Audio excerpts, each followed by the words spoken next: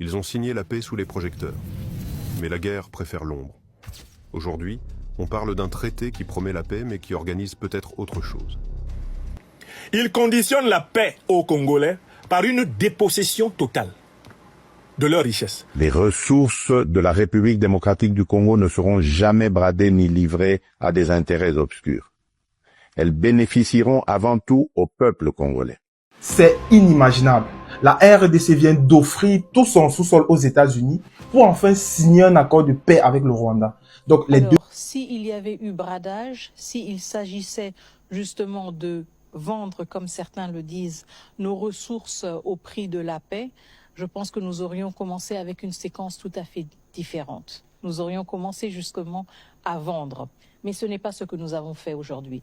En fait, Donald Trump a mis la pression maximum. Pourquoi? Parce que lui veut s'approprier les richesses de la RDC. Il va signer un accord avec le président Tshisekedi qui va donner un accès prioritaire aux États-Unis aux immenses richesses du sous-sol de la RDC. Cet accord n'est ni un traité économique entre la République démocratique du Congo et les États-Unis, ni un accord commercial bilatéral entre la RDC et le Rwanda.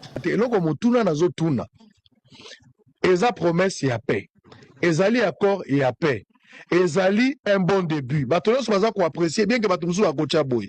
Mais tolo ba clair. Et loko nino etikali fu ba bakisa.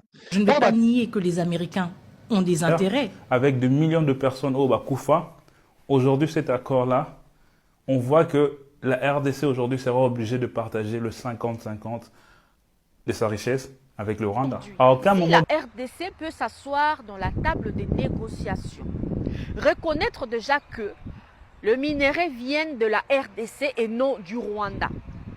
Reconnaître aussi que le Rwanda agresse la RDC depuis plus de 30 ans. La première fois que je vois qu'un président vend son pays comme ça, les amis, c'est du jamais vu. Lisez par vous-même.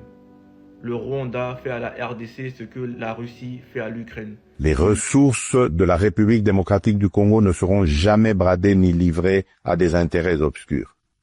Elles bénéficieront avant tout au peuple congolais.